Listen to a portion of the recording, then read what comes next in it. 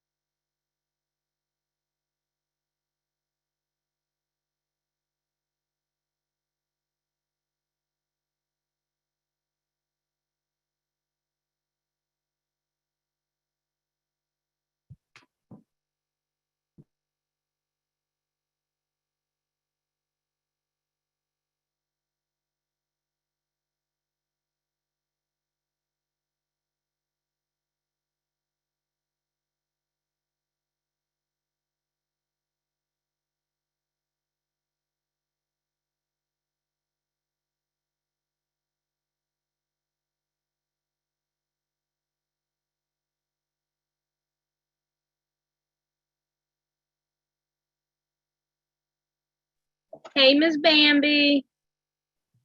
Hey, Madam. How are you? Good, and you? Good. Good.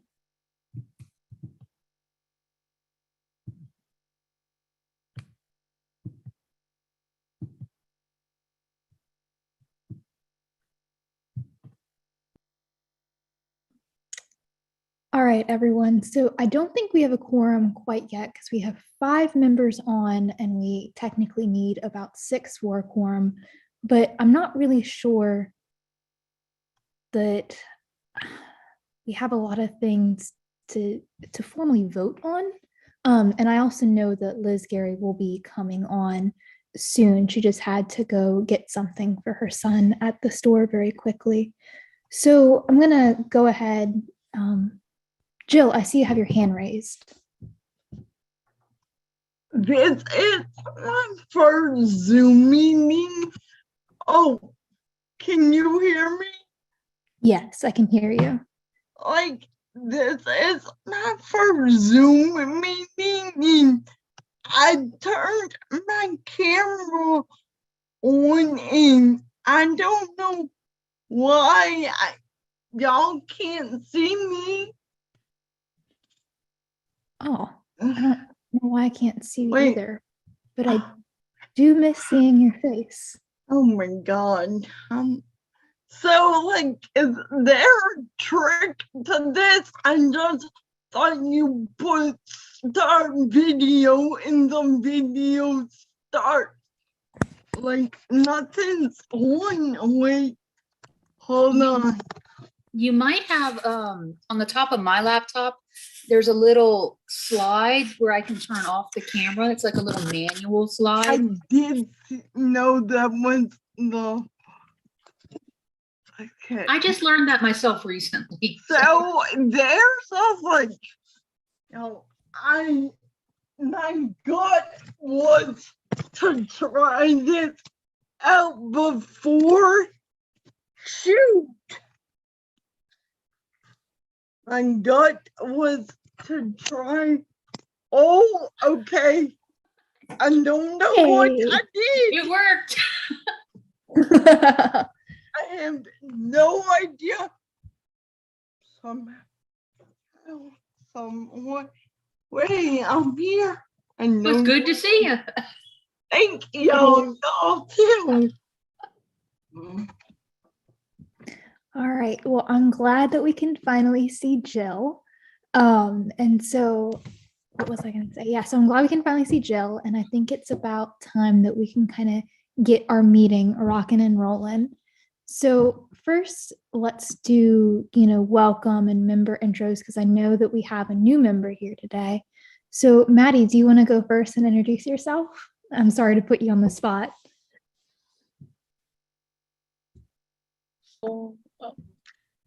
Hi, my name is Maddie. I am 15 years old and I'm so happy to be a part of this meeting. Thank you, Maddie. We're so excited to have you here. And so Nicole, do you want to go next? Sure. My name's Nicole Flores, and I'm glad to be here too, and glad to see some new people as well. All right, Bambi. Hi, I'm Bambi Palazola. I am the Executive Director for the Governor's Office of Disability Affairs. Cool. And then Jill. Hold on. Okay. I am Johanna from Region 10. No, yes. The member at large for LADDC. Awesome. Thank you, Jill. DD staff, Amy, Ebony. Hi, my name is Amy DeVille. I'm the Executive Director of the DD Council.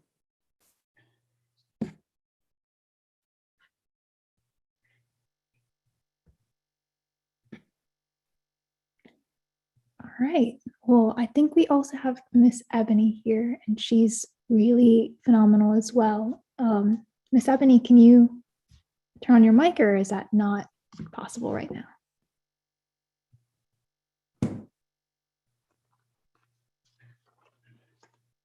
Okay, she just said she cannot get her mic on right now, but please know that she is here and we are happy that she is here.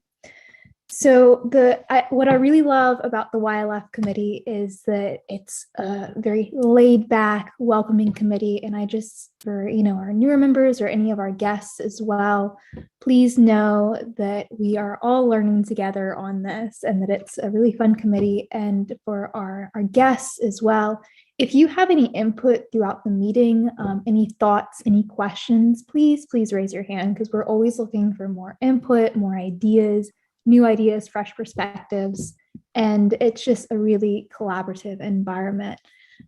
So for our guests who I've never seen here before, a quick background on what we are doing. So we obviously are the Youth Leadership Committee, but we're working on creating a youth leadership forum. And so youth leadership forum is essentially like a summer camp, an empowerment summer camp for kids with disabilities. It generally runs for about a week on a university campus, teaches skills like self-advocacy. I just saw that Mike Billings put in the chat, I just came for the funnest meeting. He is right. This is the funnest DDC meeting that you will ever attend. But yeah, so the YLF teaches skills like self-advocacy. It also does lessons on legislative advocacy as well, how bills get passed the legislature, among other employment topics. It's really pretty comprehensive and pretty phenomenal. And so we're working on bringing one of these here to Louisiana. And so that is what our committee is all about. And it is the funnest DDC committee there is. So the first thing on our agenda is the approval of the October 14th meeting summary, which I think may have to wait since we do not have a quorum, and that requires an official vote. So we can push that back until Miss Liz Gary joins us for the fun today. And so we can move on to revisiting our suggested subcommittees. So the idea behind this is that at our previous meeting, we had decided that we were going to break down this committee into smaller subcommittees or sub-work groups. And oh, thank you, Miss Amy. She has put the subcommittees that we had decided upon previously onto the screen. And so we had figured we would break down the work because, YLF is a pretty large undertaking. And So we wanted to revisit the selected committees because we had also created this timeline that you see on the screen. And this meeting is the meeting under the 3-month mark where we are supposed to decide all those things on the bullet points, right? But whenever I looked at these tasks at the 3-month mark, I looked at it and then looked at our subcommittees and realized that some of these tasks are things that I think could probably be deferred to subcommittees. And I think it's really important that we use our time wisely, right? Within full committee and any of our subcommittees that we create. So that's why we put this at the top of the agenda, so we can kind of figure out what we can defer to subcommittee and what we need to decide as a whole entire group. So we have funding subcommittee, logistics, which would decide like when, where, and the location. The party committee to ensure that the YLF remains incredibly fun. The speaker and topic committee, selection/participant committee, which would select our delegates or people who will be attending the YLF, and our marketing or outreach committee, which would decide how we advertise the YLF and get, participants. So I just wanted to open up the floor for discussion on these committees and see if there was any committees that you guys think are particularly important. Maybe if there's some committees that you think that we can kind of get rid of, and then we can move on from there as far as what can be deferred to subcommittee. So I know that was a lot of information I just dumped on you. But yeah, I want to hear your thoughts.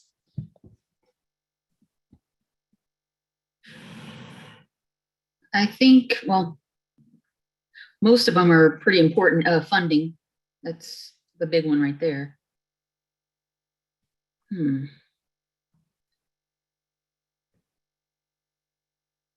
the topics.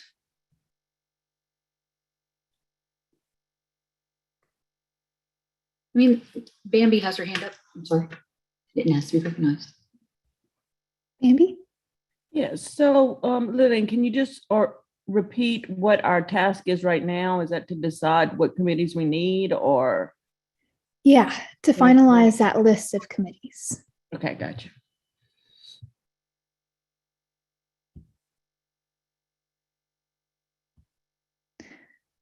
I think you're right, Nicole, that we definitely need, that funding committee, because we had a while, like for our guests who it's their first time coming, we had a YLF in the early 2000s, but it kind of faded away because of funding issues. So that's definitely a piece that we need to keep.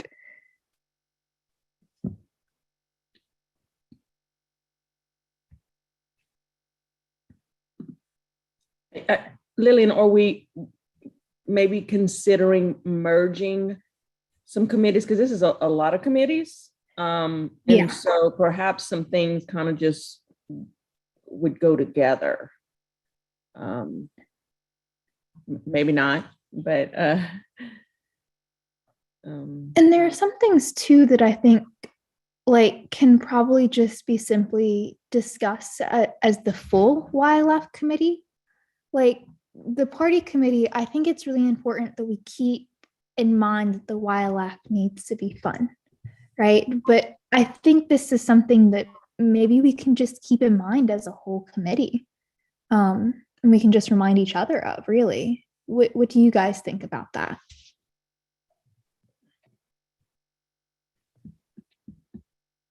That would make sense. Like making sure it's an underlying, concept in everything we're doing.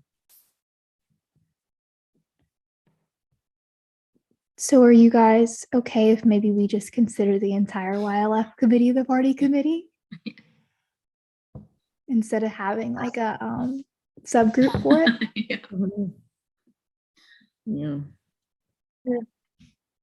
Okay, so Maddie, Nicole, and Bambi are in agreement. Jill, what do you think?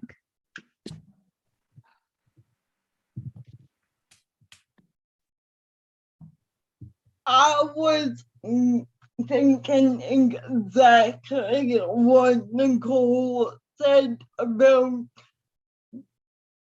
hats on funding. about fun should be the underlining theme in like say if you're in if we were to be writing in English paper that would be our thesis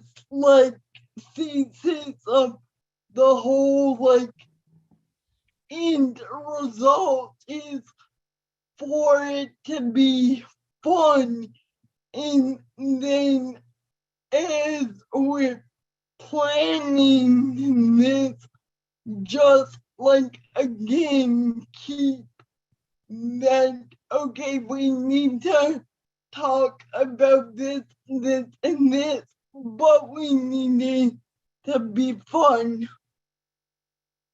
So I'm completely agree with that, y'all. Awesome. So it seems like we can scratch a party subcommittee, and instead we can just consider our entire committee, the party committee. We also have logistics of when, where, and the location. And this is something that I wanted to discuss with you guys because I was actually talking about this with Miss Amy the other day. And the thing about when, where, and all these logistics is some of this may be determined by our funding sources. So that, okay, we have let's say hypothetically, we're funded by LRS and DD Council and these different state agencies, right? Though none of this has been determined yet. They may have a say in how it's structured, right? Based on state regulations and stuff like that, or their own rules for funding. So I wonder if perhaps this is more of a discussion for a funding committee or even for the entire YLF committee. What are y'all's thoughts on that? And Miss Amy, if you have input as well, I'd love to hear it.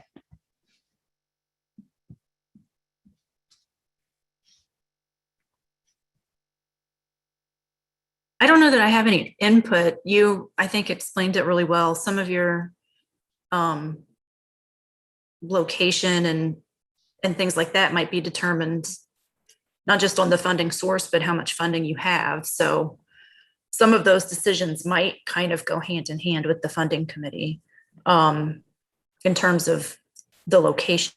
And then when is likely a decision that the YLF committee as a large could probably make together. But yeah, the logistics committee could perhaps be merged with funding, and that would maybe make sense.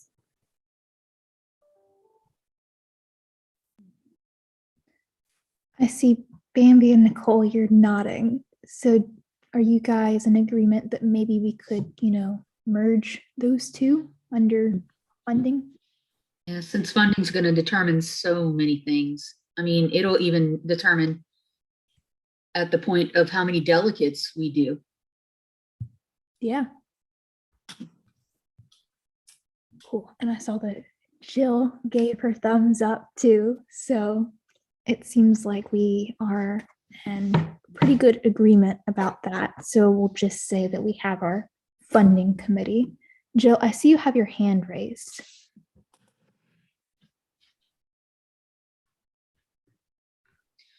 So I think I know the answer, Miss Amy, but to reiterate, when the council has their FY23 plan developed, this will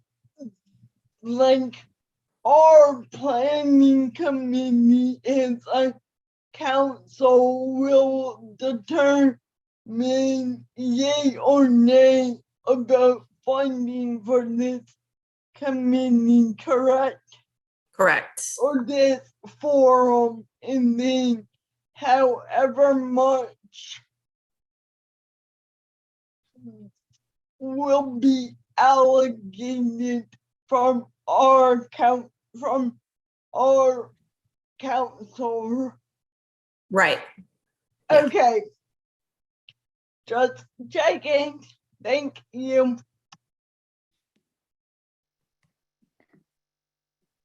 All right, so our next committee to revisit is the speaker topic committee. And considering how many topics that we had brainstormed, I think in our first meeting, it was like 500 different topics that we had brainstormed. I think it's worth keeping, but I want to hear your thoughts as well.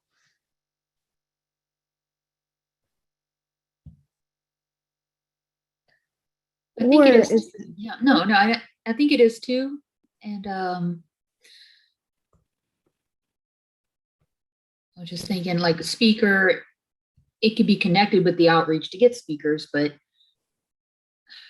I think it's also important that we all talk about it too. Like, what are the kind of topics and the important things to narrow down?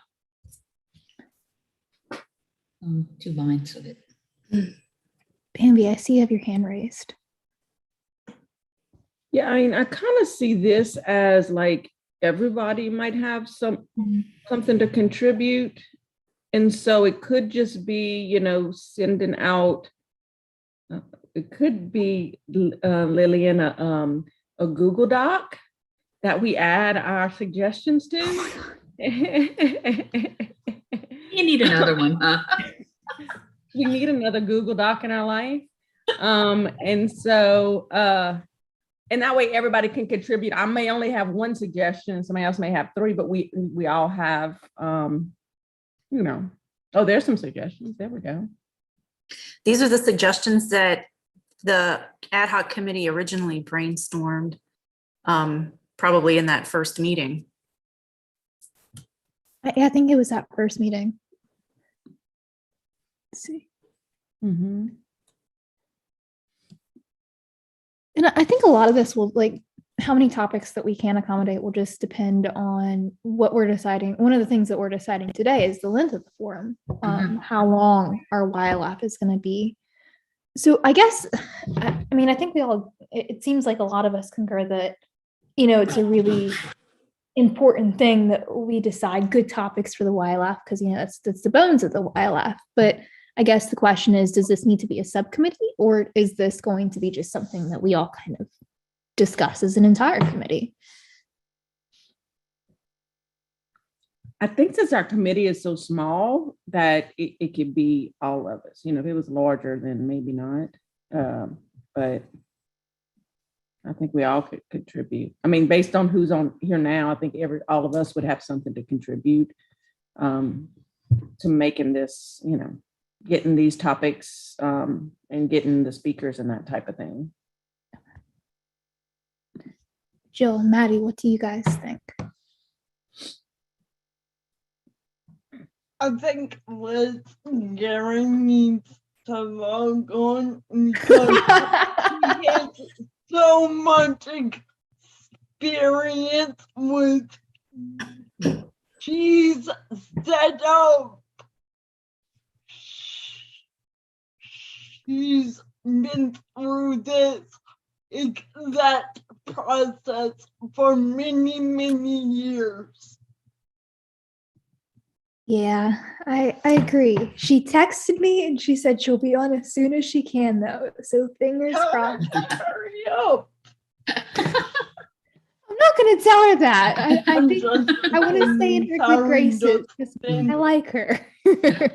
Yeah, I was just trying to think what you said, like when we were talking about timelines, because let's say we get the funding, but now we need to look into logistics of how long out does it take to get a place, and then, you know, make the selections.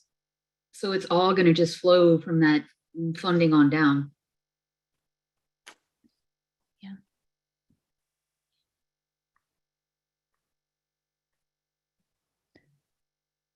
Okay, so it seems like there's a lot of thoughts on this topic, and maybe it's something that we ask Liz whenever she joins, what she thinks as well. Because I'm inclined to agree with Bambi where it's like we already have such a small committee that it's like I really feel like we need to narrow down those committees that we really need to break up for, just because we have a small committee, and then not only do we have a small committee, but whenever meetings roll around, there's only so many of us that can attend the meetings as well. So to break up for 500 different committees would be, I think, unwise of us. But the topics are so important that I think we need to be smart about how we approach whether this is a subcommittee or if it's just a entire YLF committee deal. I feel like the funding committee is a committee where we need to get maybe people outside of this ad hoc committee. Mm-hmm. So, like I'm thinking like with funding, I know we have LRS, which Melissa Bayham's on this committee, I think. Need to look at as far as like IDEA funds, also look at like OCDD and like our LGEs, like how can they support people who are attending and making sure that everything's it might not be a direct funding of the program, but it could be that it streamlined the supports that the attendees may need. That either they get that through the programs they already have, the supports and services they already have, or they are able to tap into some of the LGE funding that is a little bit more flexible. So I feel like that's a little bit different, conversation for those people. And even logistics might be that way. If we talked about like maybe doing it on a university campus or something like that. So then that's maybe some conversations with some people at different places where we might can get into, but then the speakers and topics and even marketing, those are things that all of us really contribute to that, all of us on the committee. So after that extensive list of possible funding sources, in my brain that says that Bambi Palazzola needs to be on the funding committee. Because you just sounded way smarter than I ever will talking about funding.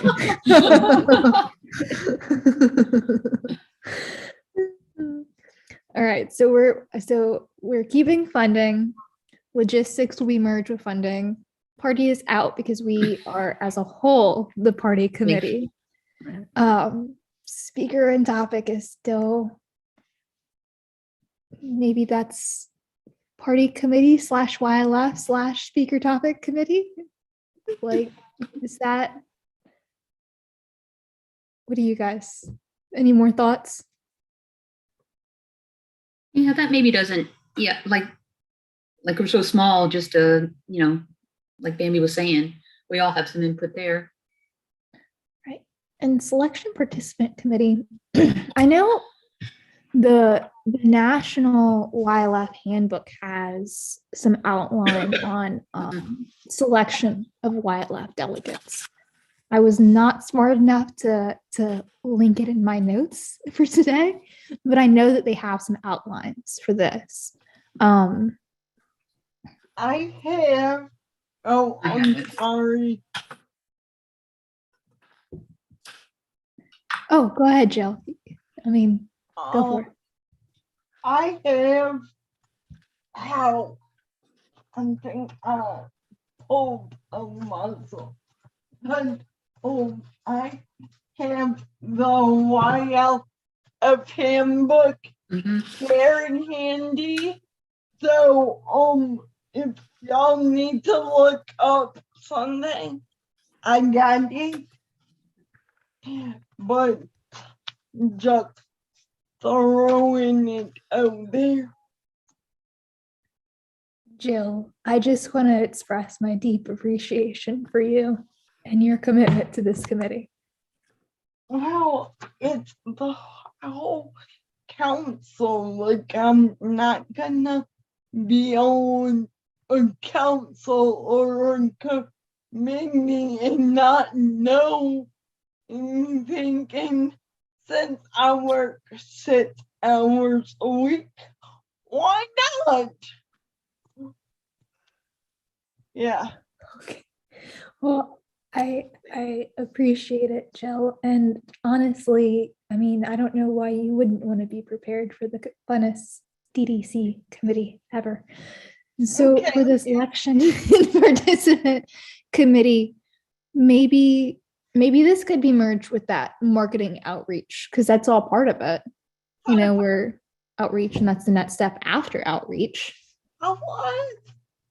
I meant to call you and just didn't ran out of time, but I was thinking that outreach, what if, since you are so lovely at this, what if we got into schools and like hosted Zoom presentations about this, and hey, blah blah blah, we're starting to recruit for the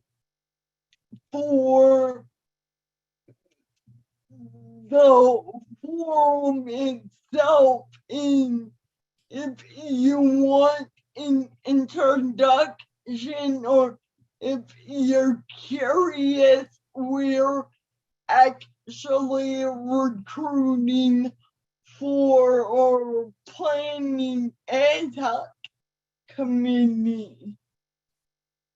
And so I don't know how that I don't know what should be merged and should be separate, but if y'all find it feasible or meaningful rather, then I was definitely thinking keep the outreach committee, because that's how we get the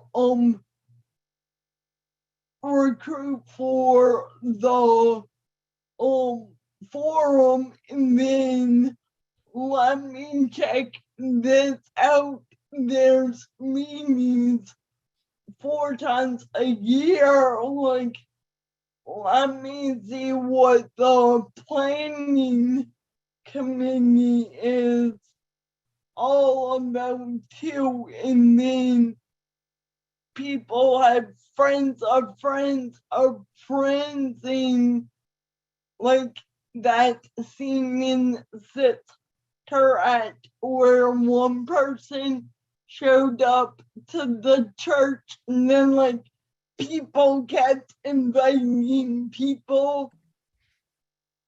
Like, so that was just like my reasoning is to keep the outreach committee.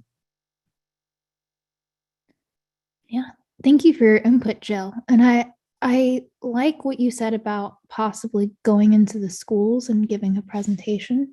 I think that leaves a lot of options for us and a lot of room for creativity of what this would look like, right? And what outreach could possibly look like, because I know that I'm pretty sure in other states who do YLFs that's one of that main form of outreach is you go and you talk to the SPED teachers, you talk to the school administrators and say, hey, there's this really fun summer camp for kids with disabilities. Please send your students our way. Nicole, I see you have your hand raised. Yeah, I was thinking for the school piece, we could actually, Meredith Jordan we could let, have her share that information. And then if we did a presentation, we could have it done at the special ed advisory panel with the state, and then maybe the local special education advisory councils regionally. And remind me, Meredith Jordan is with Department of Education. Mm-hmm. Okay. Executive director of, I can't remember the title now. Inclusive learners, diverse learners. I think in our original research for the YLF, because I was going through old emails preparing for this meeting. I think in our original research for YLF, whenever we were trying to figure out what this looked like here in the early 2000s, because information is incredibly hard to get about this and what it looked like. But I think Families Helping Family Centers actually conducted the interviews for participants. Because for those of you who don't know, normally whenever we have a youth leadership forum or people have youth leadership forums across the country, they perform interviews for delegates. Not only because sometimes YLF has a lot of applicants and they need to kind of filter some out, but also because they just want to get to know the people who are coming to YLF as well and narrow that down. So I think, your selection and participant committee may not just, maybe it's like the funding committee, like Bambi suggested, where it's not necessarily just us, but it's people who will be conducting those interviews. It may be that we reach out to our Families Helping Family Centers and say, hey, can you do this piece for us and come join our selection and participant committee, right? So yeah, because I think it was a lot of they had like 20 panels throughout the year or something, I think, in the handbook, where they would go out and they get the applicants, turn in, here's our application. And then they go out and they would do the regional interviews, usually in person by some kind of agency. So that makes sense. Hey, y'all. This is Maddie's mom. Y'all know me. Hi. I was telling it, but Lily said it about when going into the school systems and stuff. Right now, what would be another good idea is if you can go into the classroom of certain classes, like for instance, Maddie took Quest of Success, which would be a good class for someone to go in and speak about what you guys do.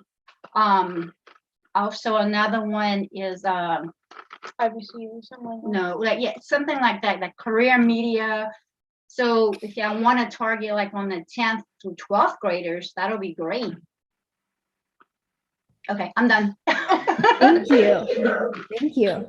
We always welcome more input. We always need more input. Maybe it's a thing where we go into those classes and we say, okay, we're going to do a presentation generally on self-advocacy. And at the end, give that spiel about YLF and say, hey, look, if you want to learn more, if this piques your interest, I know just the camp for you, So maybe it's a way where it's like, we don't necessarily go in and just say, hey, there's this really fun summer camp. We're not going to give you any context. Come join us for a week in the summer, but rather kind of give a little feel about what YLF will look like. So Bambi, I see you have your hand raised.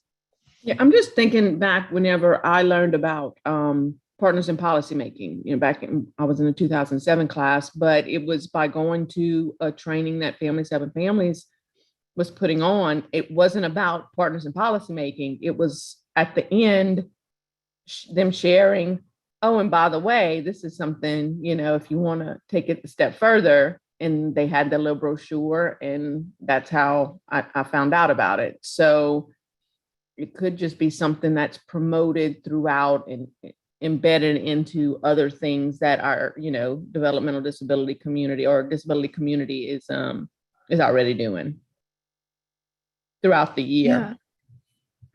And maybe it's a thing where we just get really, really close with our Families Helping Family Centers. And because, especially if we're going to consider going a similar route as we did, before, where perhaps we partner with them for specific elements of YLF, but it's like, okay, if you put on a training, maybe mention it to the parents and say, okay, if you have a kid with a disability of this age, then maybe they might be interested in the YLF. Just kind of a quick little, I don't know, but there is excellent news. Liz Gary has now joined us. I see she's part of the attendees list, so we will have a quorum.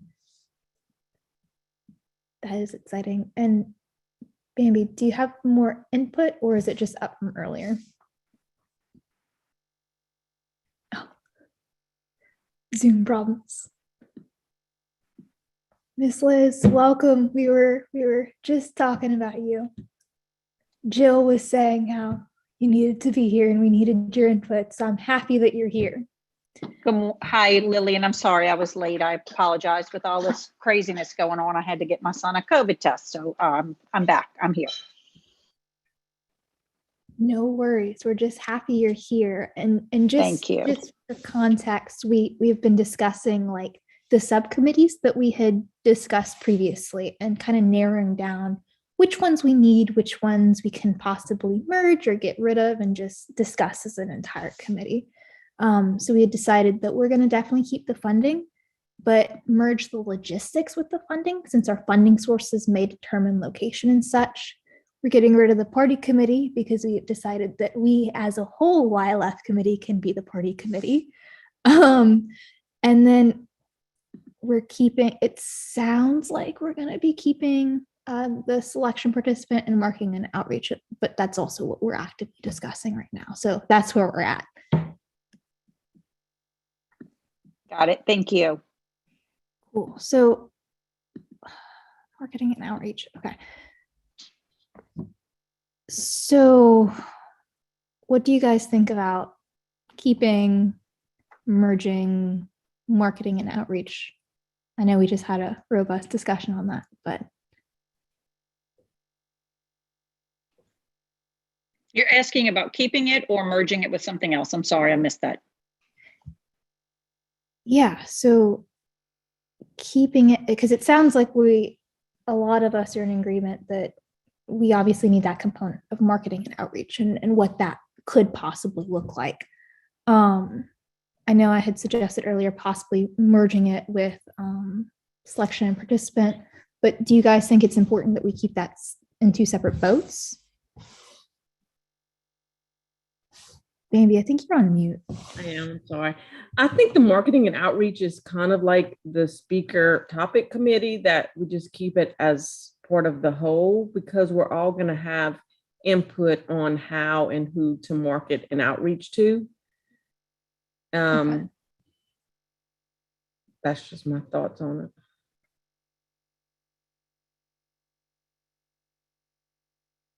Okay, so let me make sure I'm understanding. What we're trying to do is seeing if we need subcommittees for this particular thing or keep it as a big picture where everybody's working together. Did I understand that correctly? Yes, yeah, I agree with Bambi, because I mean, I think it's everybody's role to be marketing outreach. I don't think you can reduce that down, because that needs to definitely be a big picture thing for everybody out there putting the word out. Awesome. So it seems like party, speaker and topic, and marketing outreach will be an entire YLF / party committee thing. And we'll be keeping, correct me if I'm wrong, we'll be keeping funding / logistics and then selection participant. But we've also agreed that those two subcommittees need to have outside people outside of the YLF for those very specific niche topics as well. So explain to me, the speaker topic committee is going to be removed as a subcommittee and talking on everybody as the whole, or it's not? I'm sorry, because I'm looking at the scratch throughs and trying to follow it like it was a bill, and I'm getting a little confused. I'm sorry. Yes, yeah, I know it probably looks a little all over the place, but you're exactly right. So any committee that we're getting rid of, we're just merging into like the whole YLF committee and saying, okay, this needs to be discussed as an entire committee, because really the train of thought between kind of narrowing down which subcommittees we need is acknowledging that our committee already is really small, and then attendance as well. Whenever it's time for meetings to roll around, there may be people who can't make it to the meeting. So dividing into too many subcommittees may not be the best way to utilize our time, just because we're already super small and super close already, that I think we just need to be really smart about how we break this up and break up the work and use our time. So yeah. No, I got it. That's perfect.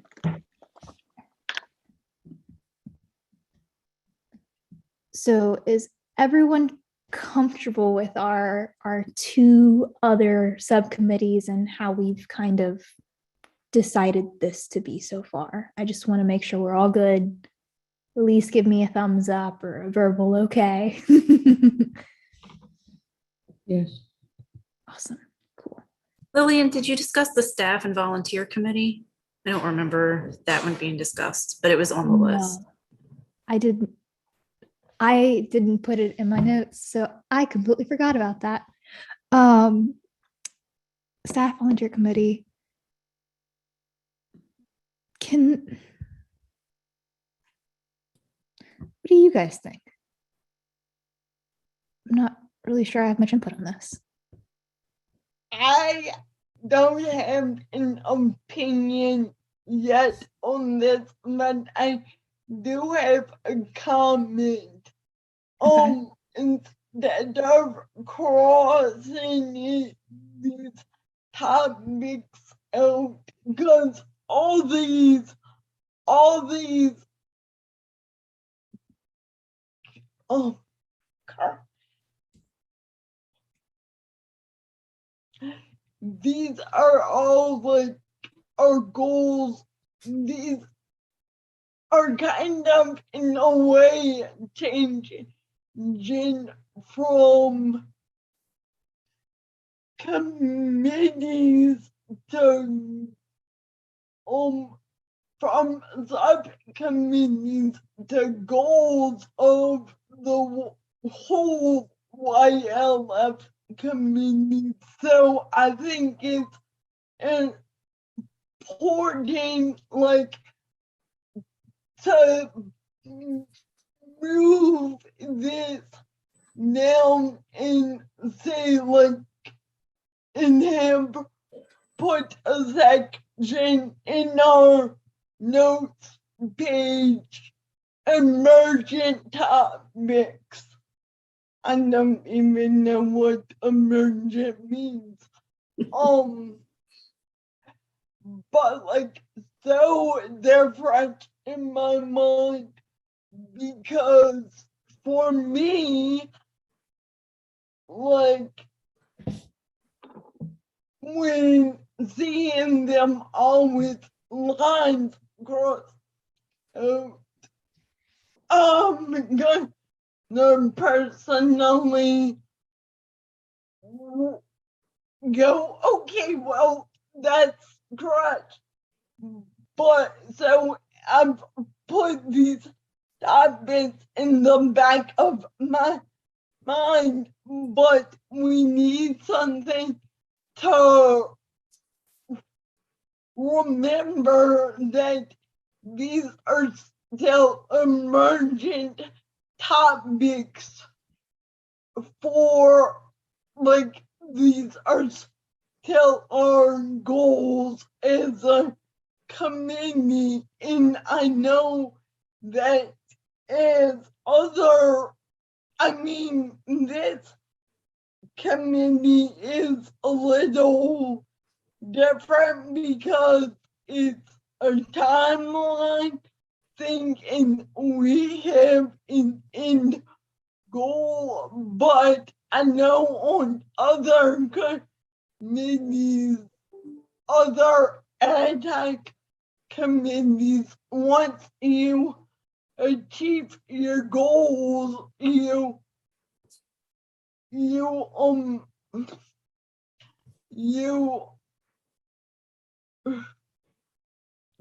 abolish the committee.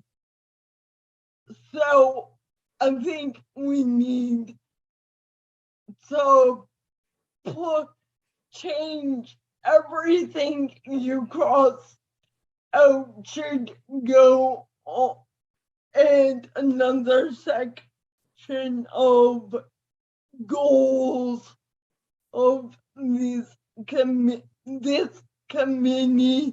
and kind of like a to-do list and things we need to work on. That's just a food for thought. Thank you. Yeah, I think you bring up a lot of good points. So I think it may help that, like, whenever I was thinking about the agenda and how to approach this meeting, because originally, whenever the agenda was being developed, it was just, if you see on the screen, kind of this task list of decisions that we need to make by 3 months, because we're in that 3-month meeting, right?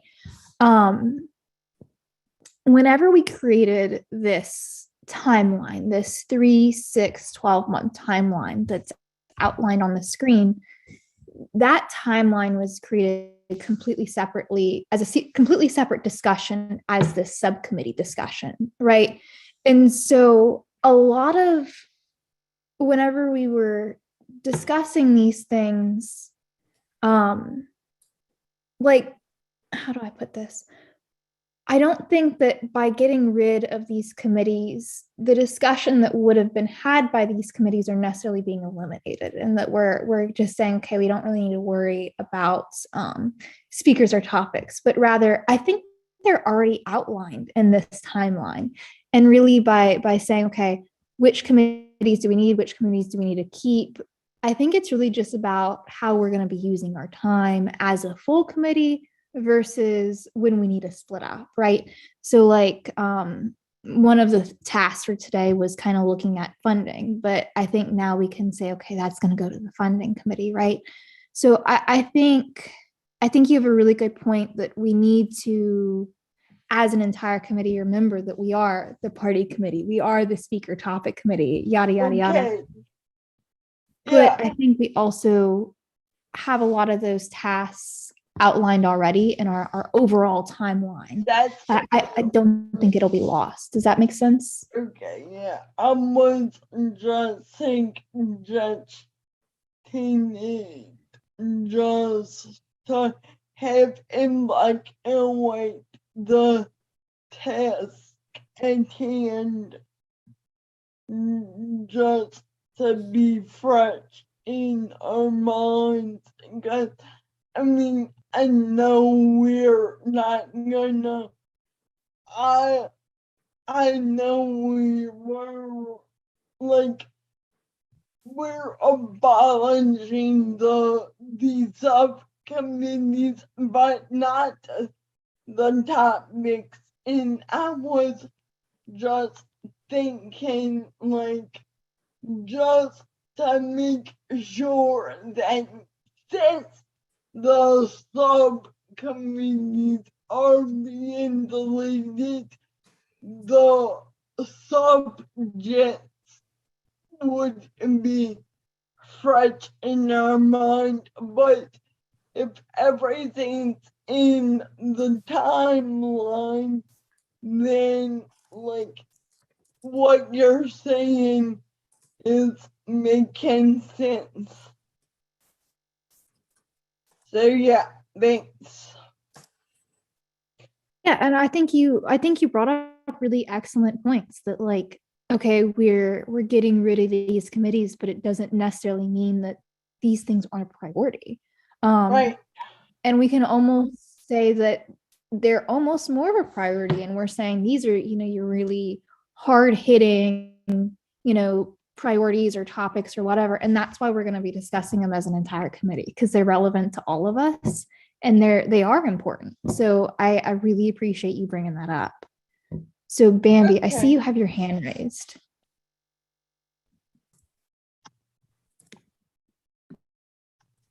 Lillian, I have my hand raised for so long, I forgot what I was, but I had it raised, so I apologize. I'm talking. so much.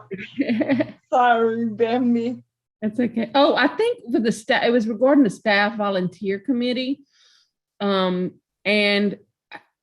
I don't really know what that committee would be tasked with doing, finding the staff and volunteers, but I guess my bigger question is will there be like a director, kind of like we have a partners in policy making, someone who oversees it?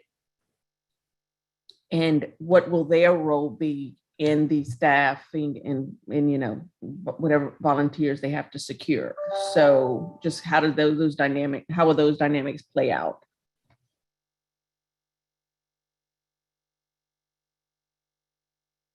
I think that's a difficult one to narrow down right now, just Yeah. because we don't know which agencies will be involved quite yet. So Liz, I see your hand is raised. And I'm thinking you're on the same page as me. I think it's going to determine where the funding comes from to determine from there how the staffing and volunteer will work. So I think once you start figuring out your funding and logistics, then you might be able to determine the amount of volunteers you need and where you're going to be able to get them and how much staff. Because if you end up with a funding person that has, 100 employees, you might be able to get at least 25 or 30 of those employees to volunteer, and then you may not need as many more. Those are just thoughts. So I think it's definitely something you still need to think about. I'm just not sure it's at this point yet until you can determine the funding and logistics.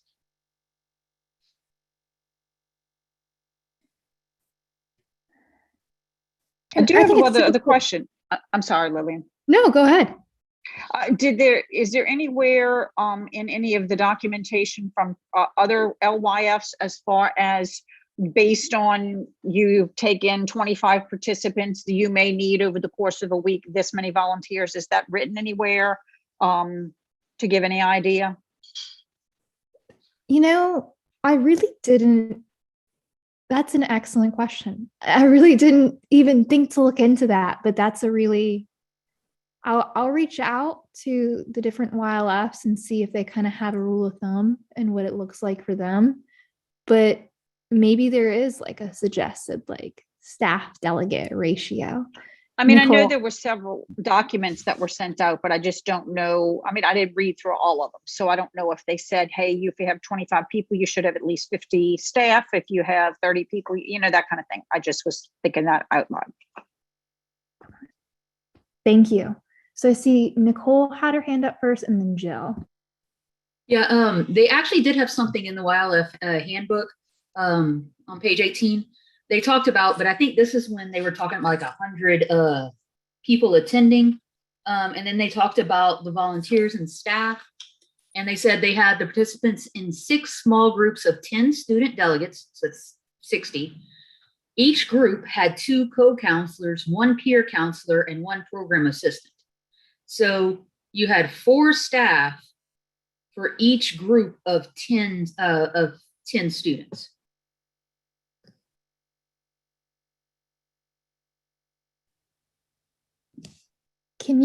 Is there any?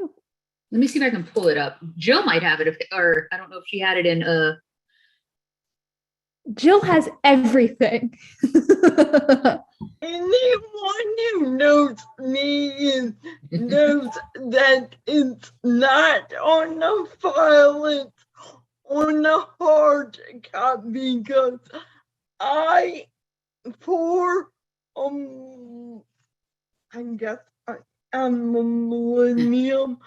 I love my hard copies. I have more papers than my parents. Both. And they did say though, but this says 4 staff per 10 student delegates, but 2 of those are actually peer counselors. So you're really looking at 2 adults per every 10 delegates, and then 2 additional peers supporting them.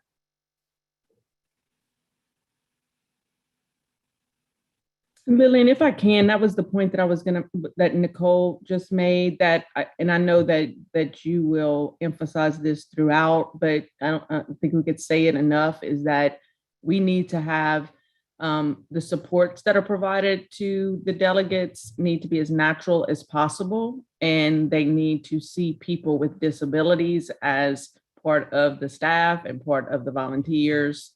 And so that's really something that needs to be emphasized for in that area. Absolutely. So They don't need me there. They need people half my age, involved.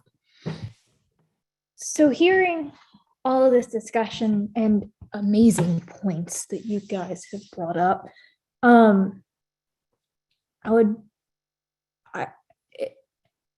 know I would almost say that we need to keep that staff and volunteer committee as a subcommittee. So we can say, okay, this is the focus where we make sure not only we have adequate staff, but like Bambi mentioned, adequate representation of, peers and people with disabilities. What do you guys think about that? I agree. It's like one of the most important things to make sure that everything we're doing is like the people involved are upholding like the ideas of YLF. It's like, it's not about us, it's about the people who are attending and, seeing, other people with disabilities too, Cool. So if anyone disagrees, please feel free to just interrupt. But it seems like staff volunteer committee is a committee. Jill, is your hand raised from earlier or is it? I still do have a question. Okay. Do we have, I don't know when you said this, 2 years ago, but do we have any reference from how this is done in other states that we could look at? And also, I remember when you talked about this initially, how many YLFs are there and how many states currently have this program? So I'll reach out to the national, YLF organization to see how other states do this like staff volunteer thing. But it seems like we have a pretty good guide with the manual and some ideas from, like, for instance, I know Oklahoma, a lot of the way they staff is from alumni. So that's not going to be really an option for our first year. But usually, like with other YLFs, what happens is the delegates enjoyed it so much that they want to come back, but they come back as staff. And so they're able to be those peer mentors, they're able to build that staff base and spread the word. And so for your other question of how many states have a YLF, prepare to be depressed. So there's like over 30 other states that are doing YLFs currently. So I think we need to get a move on, but that's just me with how many other states have a YLF. So there's a significant amount, and hopefully one day it'll be all 50 states. So it seems like we've narrowed down kind of what subcommittees we need. So at this moment, I want to go back and revisit, now that we have a quorum, revisit the approval of the October 14th meeting summary. I know we're bouncing a bit back and forth, but I think it's important that we kind of check that off our list. So I don't think I can make that motion. So does anyone want to make a motion to approve that summary before we move on to the decisions to be made in accordance with the timeline? I'll make a motion. This is Bambi. Thank you. I second. This is Nicole.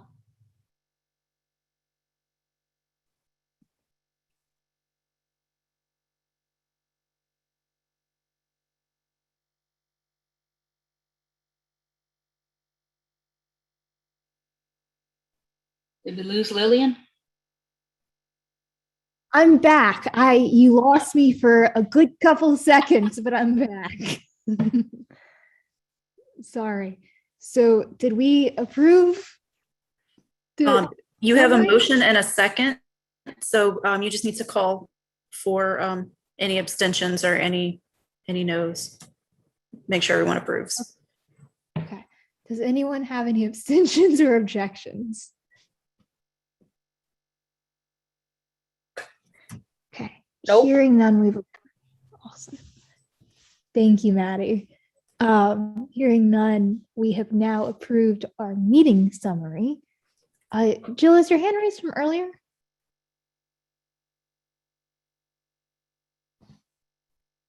It is. Okay. Y'all, how do you spell ratio? It's RATIO. Yes. Okay, so we've approved our summary. I'm glad we got that out of the way, so now we don't have to worry about that. And so now on to the next big thing of our YLF committee is our decisions to be made in accordance with the timeline that we created previously.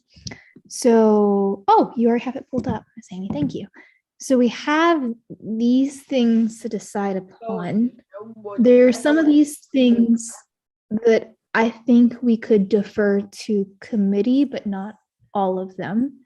So we have, okay, let me see. So the first thing we have is the age range of delegates. And I know we have that selection and participant committee. Is this something that you guys want to decide as an entire committee, or is this something that you think needs to be discussed in that subgroup? Bambi?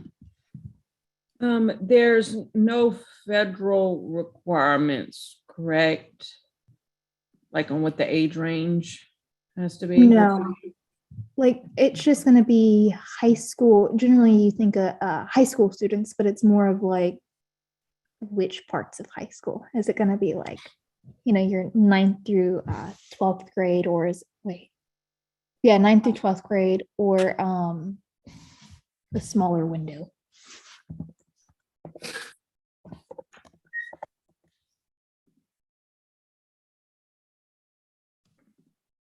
I mean, I guess I would like to hear just like what are people's thoughts about it? Should it be just high school students? You have to be in high school, or should it be, you know, certain age, like I said, window, juniors and seniors, or what are other people's thoughts on that? I thought it was like juniors and seniors, like you said. I don't remember seeing a certain age. I remember seeing something about grade in school somewhere. Mm-hmm. Maddie, I see your hand is raised. Yes, I feel like it should be seniors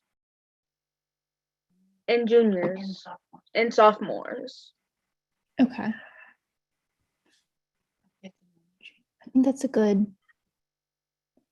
good range. Jill, are you here? I see your camera's off.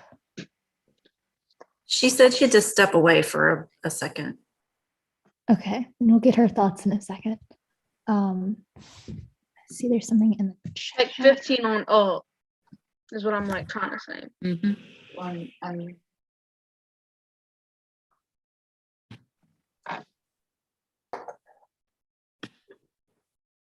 Nicole and Bambi, thoughts?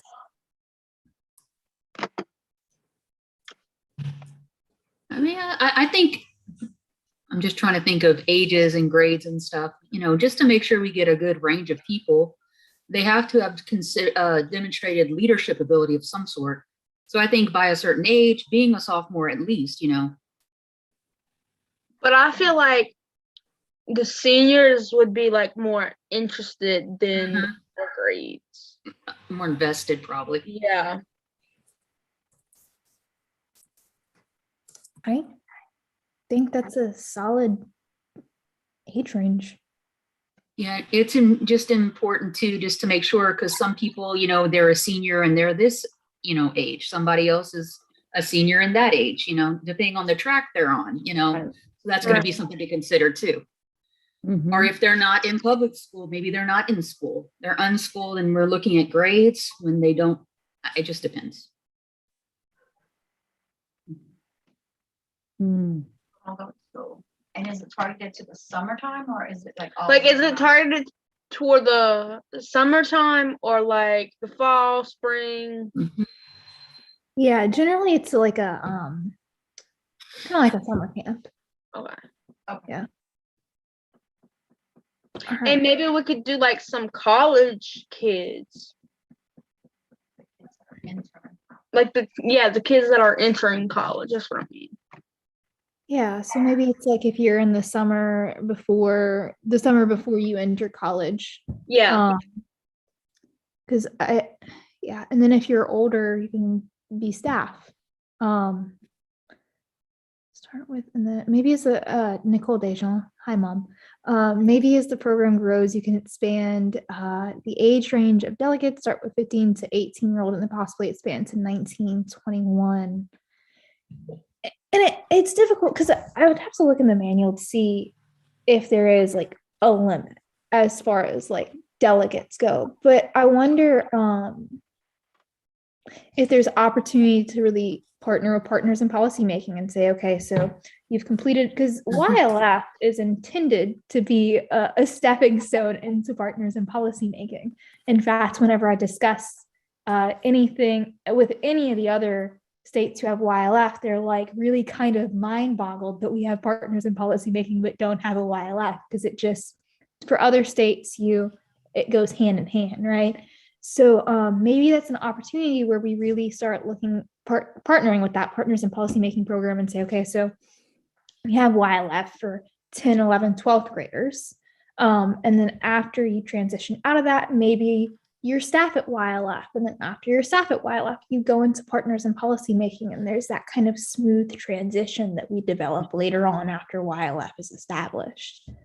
I know that was a huge tangent, but maybe that's how we think of it.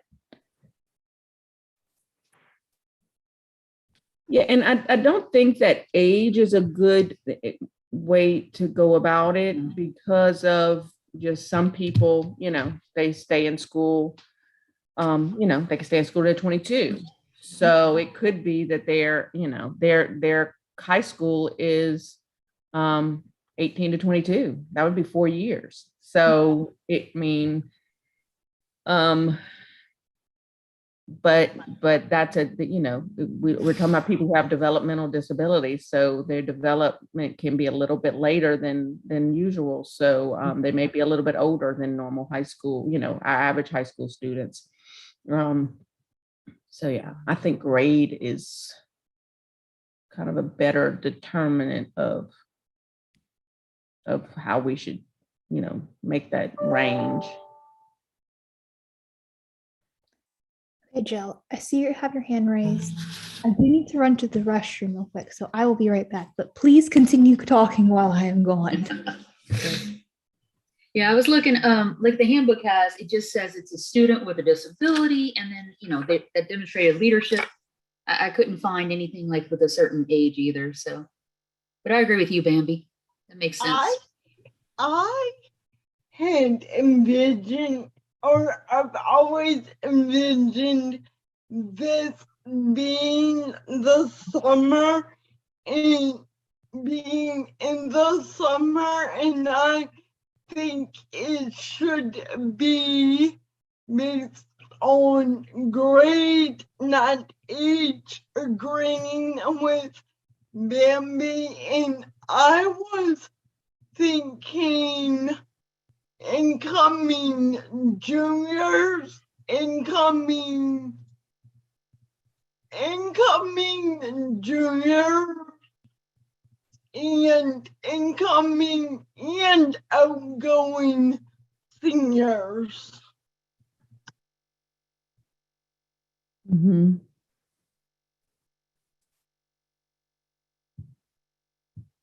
My experience with high school students is that they claim the next grade they're going into as soon as they finish the previous year. So in the summer, they're counting themselves as whatever grade they're going into. So, yeah.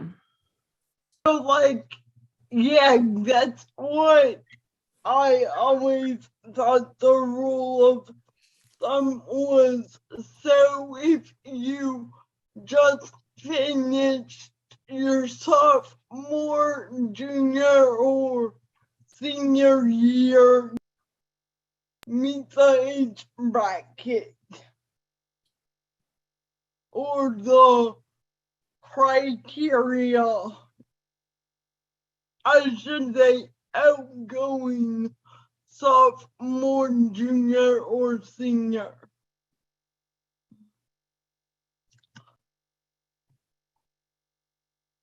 Liz, I see you have your hand raised. How do you determine, how will you deal with that when some students aren't technically in a specific grade? Because a lot of the special ed classrooms, and maybe it's just in St. Tammany, they don't ever really declare a grade. So how will we do that?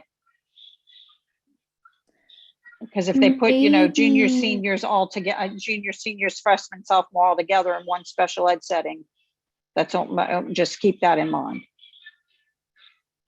That's a really good point. Maybe we have like an either or system where we say, okay, either you are 10th, 11th, 12th grade, or you're 14 to 19. So if you're older but still in 12th grade, you can come, or you're 14 to 19. Well, people can stay in high school till they're 22. So I think you should Right. go to 22. Right. Yeah, and what I've been noticing too is that a lot of people will say they're, so what I've seen is they'll graduate at 18 or 19 per se, but then go back to the school for 2 or 3 more years. So that's where you're kind of falling into the place. So then they're if they're 19 and go back for 3 more years and per se graduated, then technically they're not in 12th grade anymore unless they're considering, I don't know how they look at that when that happens, but I've noticed that a lot.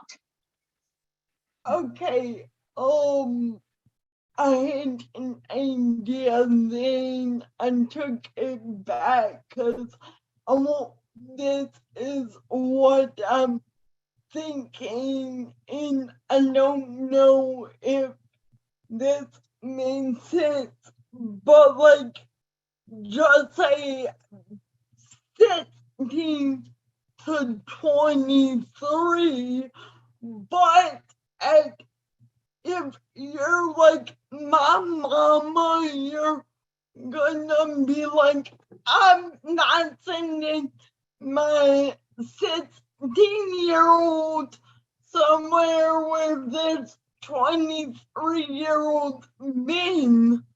Like, so I'm just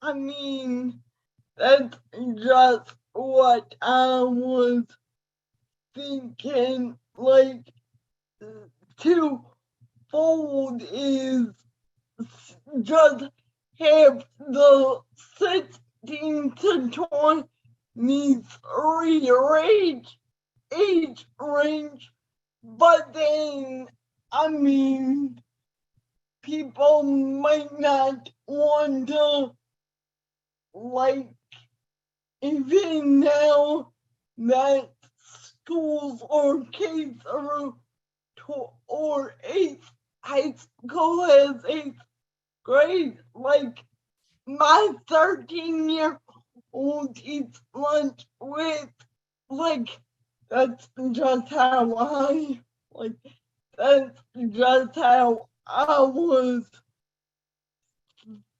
thinking. But I mean, like, I'm thinking 10th, 11th, and 12th, or 15 to 22 to be right as the core criteria. Okay. Thank you. Okay, so I'm a little bit scatterbrained right now, but Jill, thank you for such a thorough comment on this really, I find this conversation so interesting because about what ages to take. And so while you were speaking, I actually called Jen Randall from Oklahoma. She's the ED of the Oklahoma Developmental Disabilities Council and used to run their YLF. So Jen, say hi to the YLF committee. Hi, guys. Okay, so YLF committee, please say hello to Jen. Hello. Hi, Jen. Hi. Okay. So we're having this discussion about, okay, what ages to take at our YLF. And so there's this dilemma of, okay, so are we going to we're going to take 10 to 12th graders, or are we going to say we're taking like 15 to 19-year-olds, right? But our dilemma is that if we say we take 10th to 12th graders, people with disabilities may be 22 and in 10th grade, not 22, but like 21 and in 10th grade. So how do you guys handle that? Like whenever you're advertising for YLF, how do you do like an age range or a grade range? What do you guys do? What I usually do, and I will be honest, we may look at maybe lowering it to freshmen. And the reason why I say that is, and I'm still waiting on the report, we did an outcome study to really see, hopefully, that we're getting, the impact that we're wanting. And I'm still waiting on the report, but I know that I had talked a little bit with the researcher that's doing the study, and she said that we have taken younger students. We've taken freshmen before. Generally, we want them to have that a little bit more mature, because there are some topics that our YLF does that, are pretty deep. And I think some of that is just by talking with them and trying to get a sense of kind of who they are, and if they're younger, can they handle it? I think that's the youngest that we've gone. We have had a young man that, I'm trying to think what grade, he was in 8th grade, yet he was 15 and a half. So that's about 10th grade, and he attended YLF. As far as going older, the oldest that we've had is 21. And that's because they can go if they're, I think sometimes some schools in Oklahoma call them super seniors. I don't know how Louisiana does it. It's like they've gone through their senior year, but they're still in high school working on those transitional skills. And I'm like, well, technically they're still in school, so I don't think we've had very many of those. But I mean, in my head, I can think of at least 2 or 3 that were in that situation. And again, it's just trying to know, okay, trying to kind of get a sense of who they are, as well as when we do roommates and things. I probably would try not to do a 21-year-old with a 15-year-old. Even though, I mean, it's still like girl on girl roommates, but just to give them a little bit more sense of just some commonalities. I don't know if that helps. Yeah, I mean, it's just a discussion of like trying to figure out how to approach the age thing of what ages we're going to take, right? So whenever you guys advertise this, do you just say like 10 to 12th graders? Yeah. Okay. That makes sense. All right. Well, I appreciate you taking the time. You bet. I'm excited for you guys. Thank you. It's the best thing ever. You guys are going to love it. I know. I keep telling them, but I'm not sure they believe me. So we'll work on it. Hey, you guys come on up to Oklahoma. All right. You can check it out. Well, thank We'd love you. to have you. I appreciate it. All right. I'll talk Have to a you good soon. meeting. Okay. Bye. Bye. You know, So Lillian, she that- made a point. One of the things she was saying was, is, you know, she wouldn't put a 15-year-old with a 21-year-old. It's no different than when I had to do the rooming for partners, how I was very meticulous as far as trying to who to put where, how it was related. You know, what were the connection with the disabilities? What was the connection and where they were located close by? Could it be something that they would, you know, could I find two people that were in the same vicinity so that they could be stronger when they went finished with partners and stuff? So it's the same type of thing. You try to work it and see to the best of the ability. So that makes sense. And then, of course, like she said, she had an eighth grader who was 15. So that's, I know that a lot of parents, you know, hold their kids back. So you got a lot of that because they know that they're going to be in high school till 22. So a lot of them will try to attempt. I know that at one time the law said that you couldn't be be at 16 in the eighth grade, like that Louisiana law. I don't know if that's still the case, but the point of the matter is that there is that issue out there. So we need to be cognizant of that. Yeah, I think you bring up a really good, interesting point that there's a similar dilemma with partners as well. And hearing what Jen has to say, I kind of wonder if we can just say 10th through 12th grade and also take it on a case-by-case basis at the same time, where we say, okay, maybe there will be, am I still here? Can you guys still hear me? I can hear you. Okay, good. I thought I dropped out again. But yeah, but I think there is that wiggle room to say, okay, you know, we have a kid who is 15, but in eighth grade. So it seems like for them, you know, they advertise 10 to throughout 12th, but there's that like wiggle room there. So, I mean, I think maybe just to keep it simple, we can say 10 through 12, but we'll take it on a case-by-case basis at the same time. What do you guys think about that? I totally agree with you. Okay. Yeah.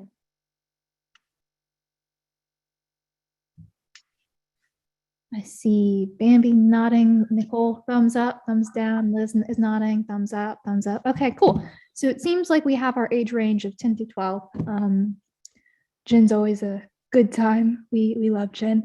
So length of forum, what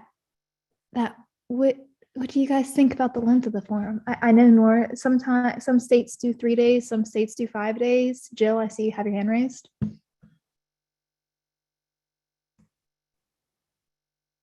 Since I do envision this in the summer, and it might be a possibility, should we be more specific in saying incoming 10th through incoming 12th graders?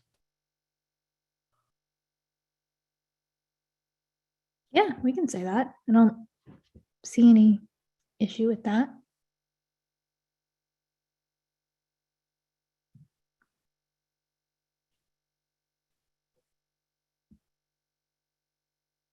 Maddie, I see you have your hand raised.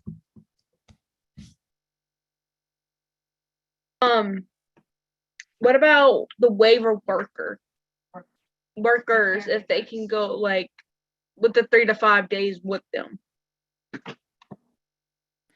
Yeah, so that's actually a really interesting point that you bring up. I know, I don't know. I know that individuals who require support workers, other YLFs definitely take, individuals with more significant disabilities, but I don't know if the staff provided serves as their support worker, or if they bring the support worker, or if it's a case-by-case basis. And that may be something that we discuss, where maybe there's some individuals who do bring their support worker, because I know for sure that most YLFs try not to have the parents there, simply because the idea is that generally these YLFs are hosted on a college campus, And the idea is that they get this taste of campus life and independent living, away from the family and growing as an empowered disabled person away from the family, and kind of developing that identity at camp independently. But I don't know how it works with staff. I don't know. We'd have to research that. So it's a good question that you bring up.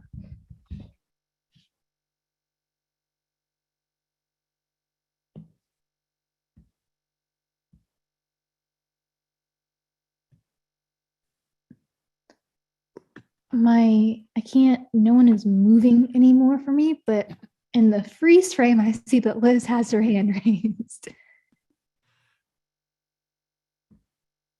Hey, Lillian, yeah, I just wanted to say with partners that those with disabilities were able to bring their caregivers. Now that was just pretty much a 12 to 12. That was probably more like a 26, 28 hours.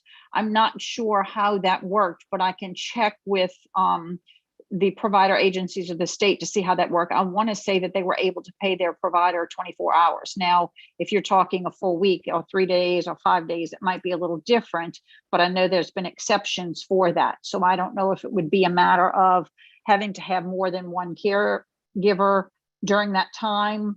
I don't know how that will work, or if they give an exception for those specific days and times. But it was done with partners.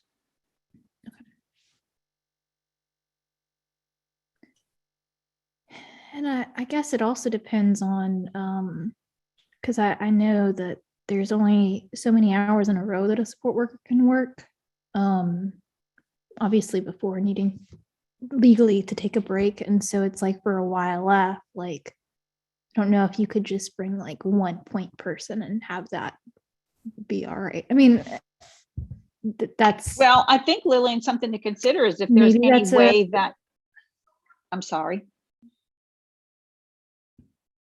No, go ahead. Okay.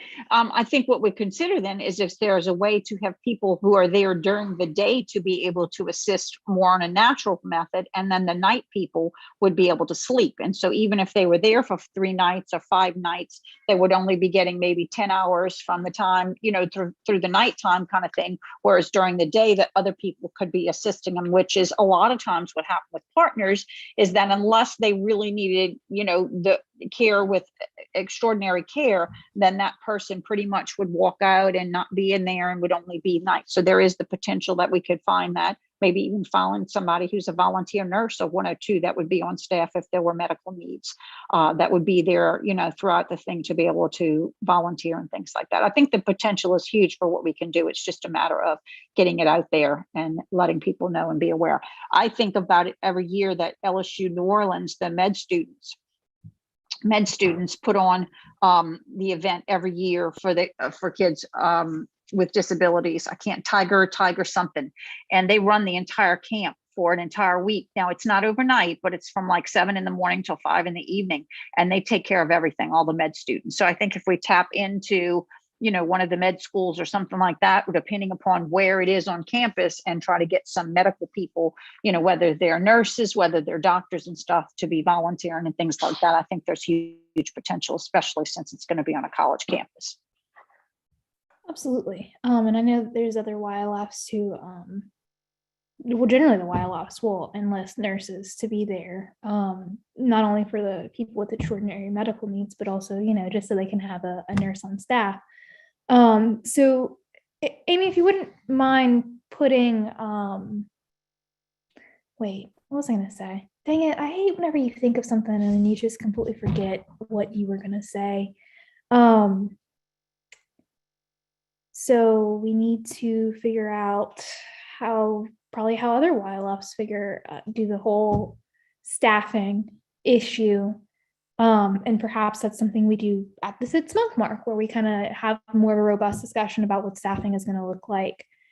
But while I love that we're having such a robust discussion, I also want us to keep in mind that we only have 30 minutes left and we still have a couple more decisions on the agenda to make. So if you guys don't mind, maybe we can kind of narrow down that length of forum right now, where we kind of figure out what this is going to look like. I think the max most YLFs have is 5 days. So what do you guys think as far as length goes? I would imagine it's going to totally depend on funding. I would say shoot for 5, but it may have to start with 3, just depending upon it. Maybe the first year is 3 based on funding. And then once there's proof of what, but I would say anywhere from 3 to 5 days. And I think, like I said, based on funding and people and that kind of stuff. And one thing the YLF handbook did say was that support services for delegates and staff, they provided interpreters, personal care assistants, real-time captions, and communication facilitators at no cost to attendees and staff. Okay, So that'll be I guess that's part of the funding too. Nicole, where is that? Is that the one that Oklahoma? That's the YLF handbook. Okay. So I wonder, is that PCAs, are those PCAs like for during the day stuff or day and night? And the only reason I'm asking that is that some states don't have waivers. So it's possible that they were not a waiver state. So let's just keep that in mind. It may be that the waivers are able to fund their own, and then we can fund those who don't have waivers and help with that, because that's the same thing partners would do.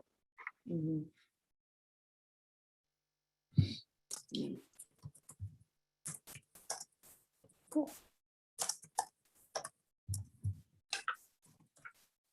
All right, so I guess length of forum is TBD, to be determined.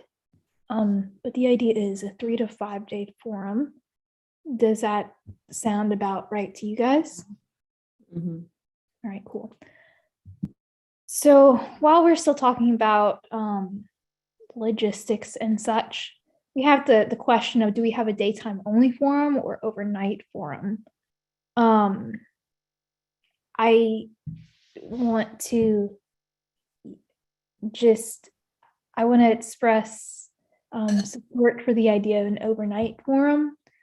I know it would be more of a big undertaking, but I think it's really important for us to keep in mind that whether it's hosted on a college campus or at a hotel, part of the YLF experience is, having the individuals with a disability be away from the family and kind of learn some of those like independent living skills, and have that experience of, being independent and in a safe environment. So I would almost advocate for having overnight forums, even if it would be more difficult. But I also want to hear you guys' thoughts. So Maddie, I see you have your hand raised. I think like Miss Liz and Miss Nicole said, start with the 3-day first of overnight, and then as it progressively continues, go with the 5 days. Yeah, and maybe a thing where the first year we do start out small and we say, okay, we'll have a 3-day forum because this is our first year. We want to see how it goes. It's our pilot year, right? And then our goal is to extend it as the years go by. What are you guys' thoughts on that?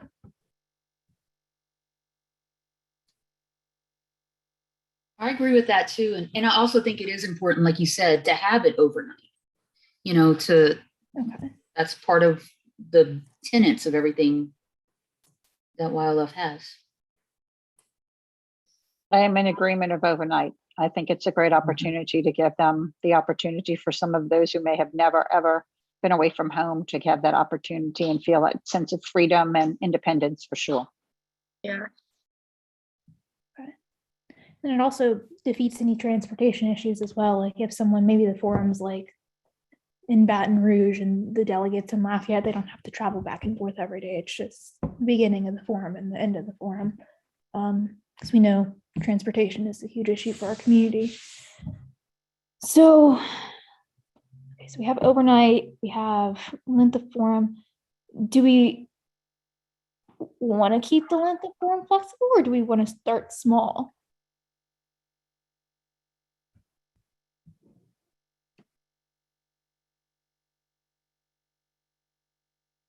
We can maybe have it smaller as like our pilot year. Yeah.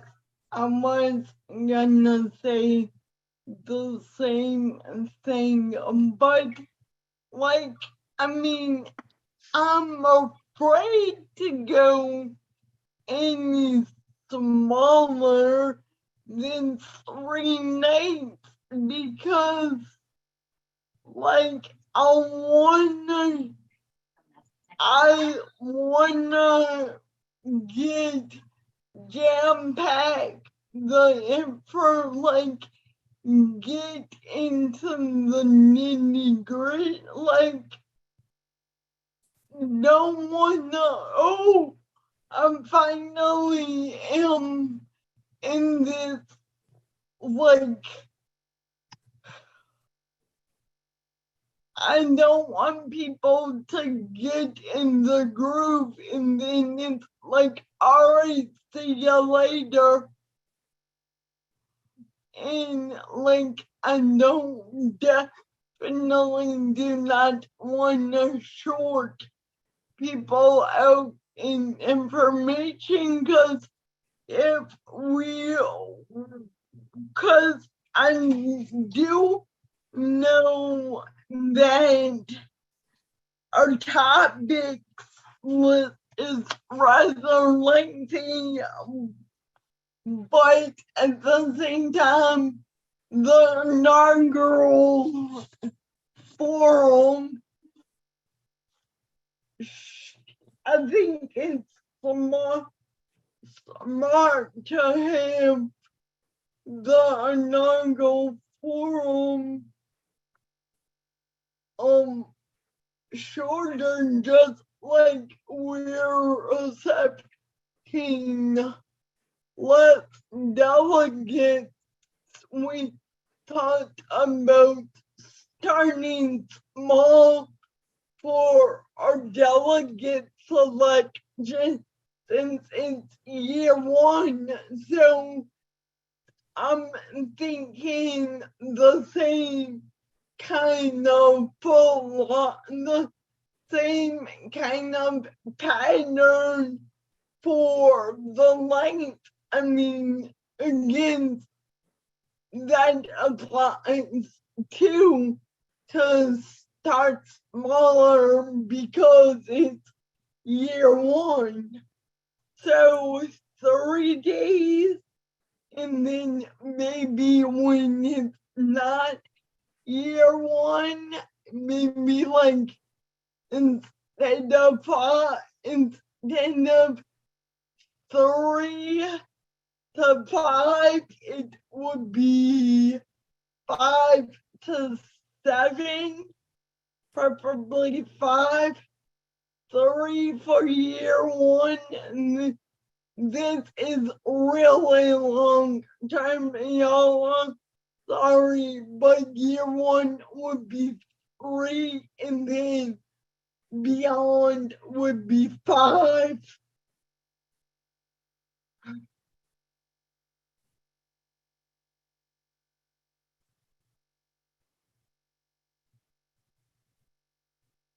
Okay.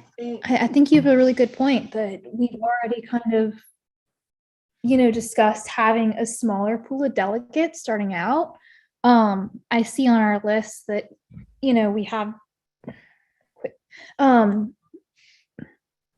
see on our list that one of the things that we have to discuss today is how many people to accept into YLF, and that 30 delegates was suggested. I would think 30 delegates is quite a lot. But I really think, so maybe like Jill said, we start out with year one with 3 days and have our goal maybe year 2 be 4 days and year 3 be 5 days, right? And so then that way, whenever we do go to our funding sources, we do have a little bit more concrete information than, hey, we want to host this thing, but all the details of this thing depends on how much money you're going to give us, because I'm not really sure that would make a great impression, right? So are you guys comfortable with this idea of like staggering it, like year 1, 3 days, year 2, 4 days, etc.? Like, is that something that we're all cool with or comfortable with? Yeah, it should be easier going into year 2 and year 3 because you've had attendees and now they would want to come and act as staff later on. Maddie, I see you have your hand raised. Yes, I have a question. Should like we put an age division, what year they can go up to, like 18, 19, this age, like, are we just gonna like they can go like however age they are? I think like right now we have incoming 10th, 11th, and 12th graders. So I'm talking about like and that- the campers. Like the campers who the people are gonna take care of. You know what I'm trying to say? Maddie, are you referring to the camper assistants, the Yeah. helpers? Is that what you're referring to? No, I'm talking about like the campers. Oh, okay. That's what the 10th, 11th, and 12th is. Okay. Yeah. And if I looked confused, it was also because you were breaking up and I was trying to hear you. So it's like, sorry about that. Oh, okay. It's My okay. Wi-Fi. But yeah, so just for context, delegates, that's our campers. So we're thinking like incoming 10th, 11th, 12th graders. But with the discussion earlier about, some people with disabilities may be older and be in 10th grade, also taking it on a case-by-case basis as well and having some flexibility there.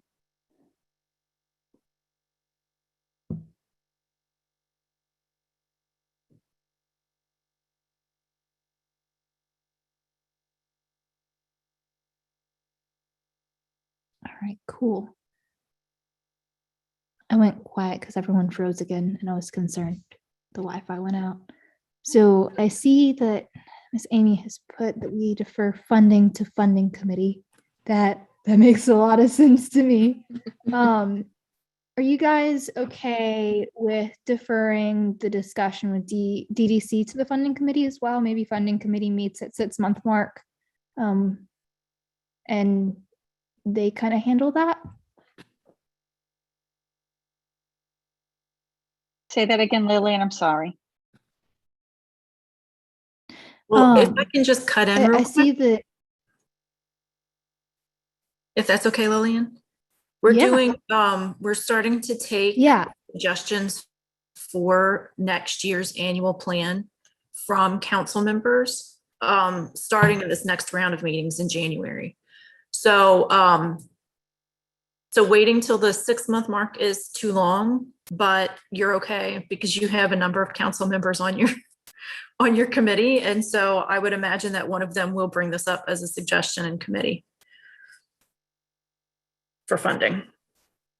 But I have a question. When is it that we want to have the first YLF? Is it 2023? That's just what I was about to bring up. So at the bottom of this thing, we have October 2023 as a 24-month mark. And the original idea was that I think our first meeting ever was in October 2021. And the manual suggests that you have your first YLF 2 years out from the initial starting point of planning, right? But YLFs are normally held in the summer to accommodate anyone who is in school. So, do we want to say summer of 2023 or do we want to say summer of 2024? And then we can go to DDC and say, hey, we want to host this thing. This is when it's going to be. Because I think that will determine also funding as well. I would shoot for 2023. I would shoot for summer of 2023 and then present it. And then once you know that your funding's behind it, everything else is going to move a lot quicker because once you get your funding, then you can book your hotel and you can start moving in. And you generally 9 months to a year, you're going to get a good feeling of being able to get into a hotel or a school, depending upon where you decide to do it. So I think that would be a good shooting for 2023 because we're in 20. So you got about a year and about 15 months right now, if you could get moving. And so Amy, tell me this, if you submitted, I never understood this. I'm sorry, with all the years I've been around the council, I never understood the whole game, the thing with that. If you apply now then you could potentially get the money for when? October of 2022 through October of 2023? Is that how it worked? Yes, October 22 through the end of September 23. Yeah, so that would be the opportune time now, if you're moving on it, to submit what your plan is and plan it for summer of 2023.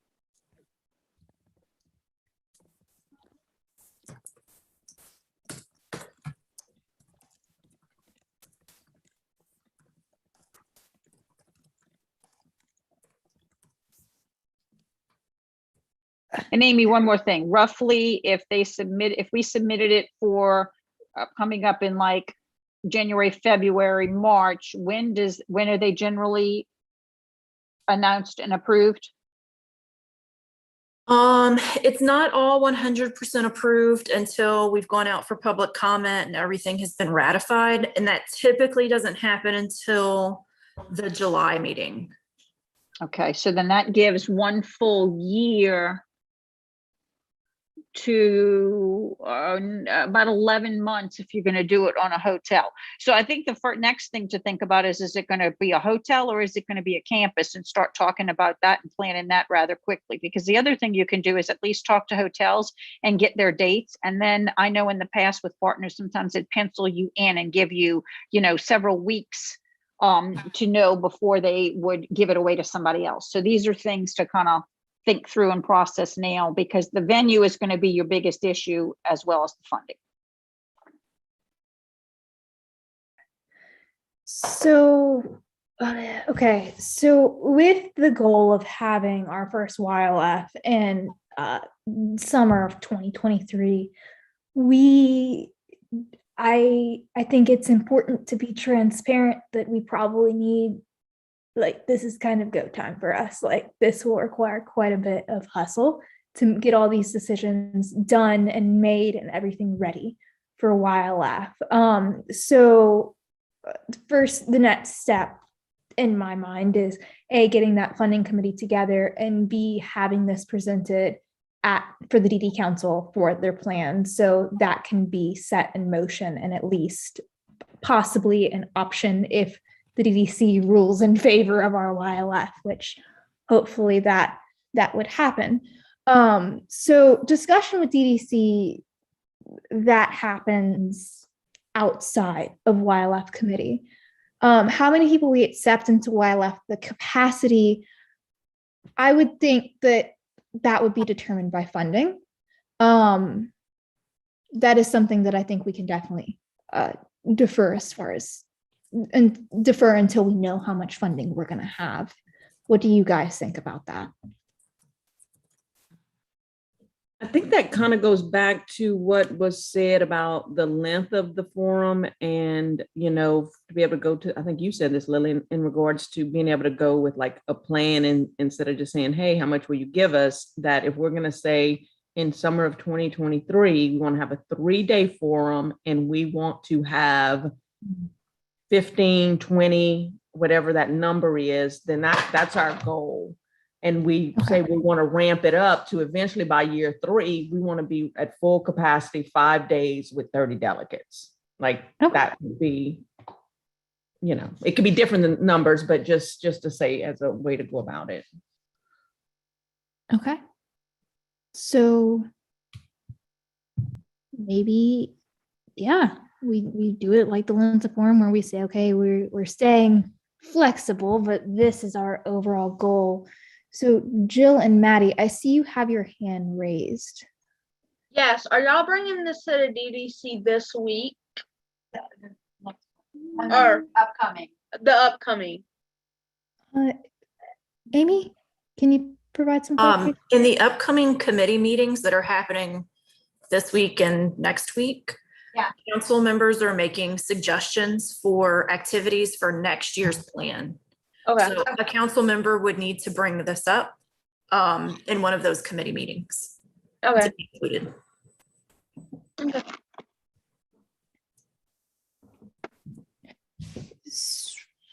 I would suggest for how many people, year 1, 15 to 20, year 2, 20 to 25, year 3, 30 people. or 25 to 30. I like that. What do you guys? Thumbs up, thumbs down?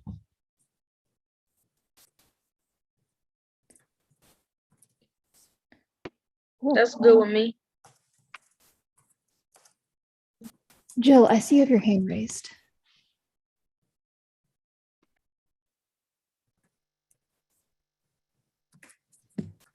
I think you're muted. So, okay, like literally this morning, I was finishing on reading about our planning process, but so do you have cause I don't know, since we are in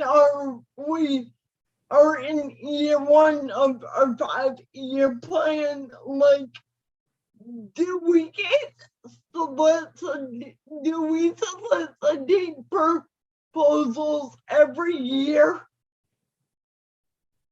If we have a new activity that requires a new contractor. Okay, so like, would we have to like make a proposal to the DC? And by we, I mean Lillian. I think what you would have to do is suggest it as an activity in next year's plan. Okay. Because you're the only group around doing it, so. Right. Yeah, that's true. So it seems like we got, Thanks. okay, so we've got the discussion with DDC check. We've also got capacity check. We are just about out of time, but the selection criteria, YouTube comment from Stephen. Oh, good God. Oh, it's okay, guys. He's not causing any trouble. If considering overnight, would nursing service be available and personal care services? I think that will be, oh, we deferred that to 6 months. More discussion on that. So as far as the other topics, I think the selection criteria can probably be deferred to our selection committee. If you guys are comfortable with that. If not, please interrupt me. And then finalization of topics, we're going to have to move that to the 6-month mark because we're out of time. But the one thing I did want to say is that we need more committee members. So if you guys know of any people who'd be interested in serving on the YLF committee or may be interested, especially people with disabilities, especially youth with disabilities, please send them our way. We need more people and we need your help getting more people. That goes for anyone in the audience, anyone watching on YouTube, please help us out. So Liz, I see you have your hand raised. Just moving things to the 6-month mark. My question is one more time, and I'm sorry, Amy, I keep asking you this. If I can ask, is that it would have to be brought up at one of these meetings by one of the council members for consideration. And then when would the committee have to have the presentation or the proposal to the council?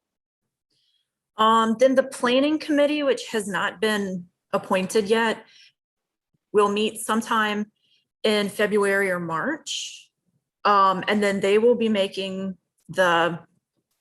basically the decisions or the recommendations to the full council about what the next year's plan will look like. So I guess you would make it to the planning committee, which would be sometime in February or March. Okay, and so at that point, you don't have a proposal sent yet because the planning committee is only planning for what potential objectives they may carry next year or goals or whatever. I can't even think of the name. And then at that point is when the RFP goes out asking for people to submit. Is that correct? Yes, but in this instance, because you're technically a part of the DDC because we put this ad hoc committee together. Okay. We don't have to do a solicitation of proposals or anything. Okay. Okay. So- I'm just trying to figure out how to make sure that Yeah. when So we all can the- jump on it. Right. So all that we would need is for a council member to make the recommendation for that to be included in the plan. And then the planning committee has to approve it and assign some number value to it, a budget value to it when they meet. Okay. And so you don't need anything from the YLF committee with an estimate of what they think it could potentially cost, because that wouldn't matter because It may the be- council. It may be helpful to inform the discussion, but I don't think that the council was ever going to be your sole funding source. So, it certainly would inform the discussion, but it's unlikely they'll match like the 100% amount. Okay. So thank you, Amy. So Lillian, my thought with that and asking those questions is that although we have to figure out the percentage that we may be requesting or thinking that we may request from DD Council, and then be prepared, who else are we going to hit up? Because that all is going to determine when we can nail down the place and how much we have and what we can do in the future. So I think that although the reason I'm going here is because I don't know if we should wait till April of 2022 to have our next meeting. I think it's probably important to have another one and start planning in between, excuse me, who else we may consider. First of all, figure out what do we think we're going to need? Do we think we're going to need 80,000, 100,000, 125, and then go from there, knocking out who may else be, because we don't know everybody else's system and how long it takes and when they have more funding. Yeah. I agree with all of your points. I do think that we definitely need some sort of meeting before April 2022, especially considering that hopefully one of the DD Council members will bring this up. Wink, wink to Bambi and Jill. Please, I'm sure we'll be in discussion before then. But the question is, do we need a full YLF committee meeting? Or is this something where we say, we pull together a funding committee and that committee discusses it? Because a lot of these things that we're discussing has to do with funding. So the funding committee would identify those entities that would possibly be funders, talk about plan for DDC, estimated budget, etc. So yeah, that's the question, I suppose. And Lillian, that was going to Question, be right? that was going to be my point, was that if I would volunteer to pull together after the DD Council meeting, our people who we know, like LRS, OCDD, Department of Education, those people as part, and pull together the funding committee and start talking about what they can do. Because they have, restrictions on their money, but see how it could work into what they're, required to do. Okay, yeah, so we can, so is everyone comfortable with the idea of possibly having like a funding committee meeting prior to April 2022? And that's not necessarily the full YLF committee. We can determine who on this committee wants to be on that subgroup and subcommittee. But I guess I'm just throwing the idea out there of having another meeting before April 2022. Everyone comfortable with that idea, that we start that discussion, just generally? I would go as far as to say we need to have that meeting in February. Mhm. Before the Okay. budget, before the I agree. legislative session starts. Mhm. Yeah. I agree. I honestly don't think it's a Okay, problem Liz- I'm sorry, Lillian. No, I was literally going to ask if your hand was raised from earlier or not. So go for it. Well, it actually wasn't, but I I don't even know. But what I was going to say is I think it's probably good to, at this point in time, I know you're going to have a funding committee, but I don't think it hurts to have everybody, because considering there's only 6 or 7 of us on here, I don't think it hurts for us to throw together another one in February. And then when it comes down to it, have one specifically going out working on it. But I think everybody has good information to share right now. And I think I don't think we need to separate yet. That's just my personal opinion. Okay. Cool. So Bambi, if you could work on the pulling together some of those state agencies who may be potential funders, then what we'll do is we'll plan to have a meeting in February. We're not gonna say that it's the funding committee quite yet, but we can narrow that down later with those state agencies and the members of this overall committee who's interested in doing that very specific niche piece. And yeah, I think that sounds like a good plan to me. Maddie, I see that you have your hand raised. I'm sorry I've made you wait so long. It's okay. Here's the problem. I'm usually at school during this time, and can we have the meetings like during like 4 o'clock, 5 o'clock, around that time? Because I definitely want to be a part of the meeting. Okay. Or does it have to be a specific time? So with the meeting in February, I don't know what that's going to look like quite yet. We can definitely try to do it later in the day. The only thing that I'm thinking really is that whenever we start involving the state agencies in these funding discussion, they'll probably want it to be during work hours, because that will be a part of their job and their work. So what we'll do is we'll keep everyone's schedules in mind, and we'll do the doodle poll and try to do the very, very best that we can to have everyone at the table, because everyone's voice is important at this point. Yeah, y'all caught me during LEAP testing this week. Well, I had my LEAP test last Thursday and Friday, but other kids are testing yesterday and today, so today was a perfect day.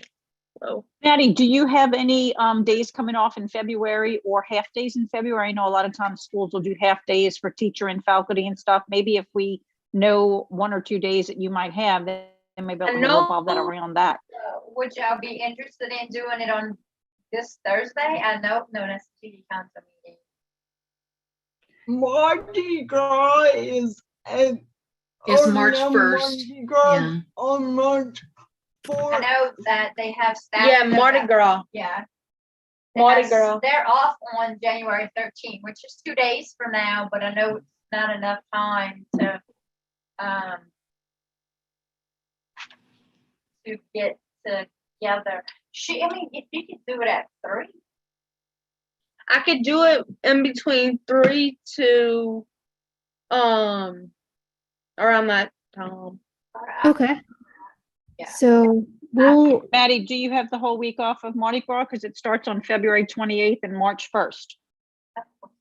Yes, ma'am. Oh, wait, I think so, because we were the hurricane thing, so, Oh, that's right. Never mind.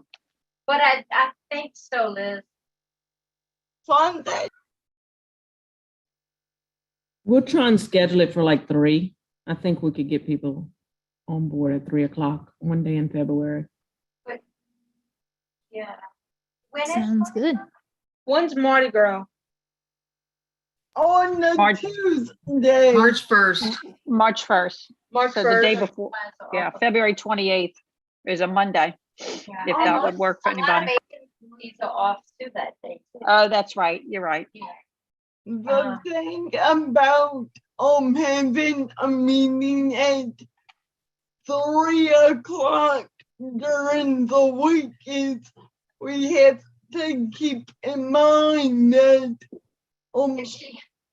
DDC staff works gets off for the day at 4:30.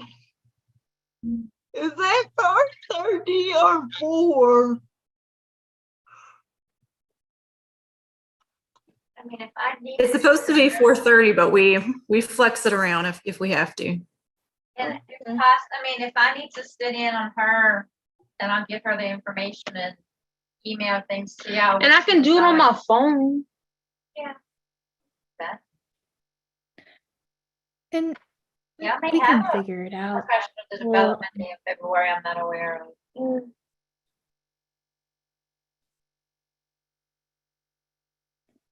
The spring semester didn't come out yet. So we don't know. Lillian, can I just say one last thing in regards to the last thing about recruiting more members? Like, I would really encourage all of our members to at least find one person to be able to recruit, and really, like you said, look for people with disabilities, look for youth, racial minorities, geographic, look for geographic, I'm drawing a blank on the word, but we don't have anyone. I don't see anyone from North Louisiana on our this committee. So just to think about that and recruit at least one person. That's my charge to everyone. Cool. It's a great point. Yeah. So, all right. So So Lillian, we have a lot of should we send recruits to you, Lily? what? Should we send the recruits to you for the committee? Yeah. So yeah, if you could, just shoot me an email and we can kind of set up a phone call and I'll, give them the rundown of what the committee is about and see if they're interested and we can go from there. I mean, and hopefully some of our new DD council members will be interested in the committee. So hopefully we will have a larger committee by the next time we meet. So we have a lot of homework. Right. What? Sorry. Is the calls always recorded? Like every call, is Yeah. every call gonna be recorded? You miss it. If I miss it, okay. So yeah, so generally, all DDC, excuse the fly, all DDC meetings are public and recorded and posted on the DDC's YouTube page. So I suppose our plan moving forward is each member, please bring some recruits, and then we will plan to meet in February to discuss funding, specifically with some state agencies that may be able to support the YLF financially. And that sounds like a plan. And we will also meet in April as per our quarterly meeting schedule. And I am sure we will all be in discussion in between those meeting days. So does anyone have any closing additional comments before we adjourn?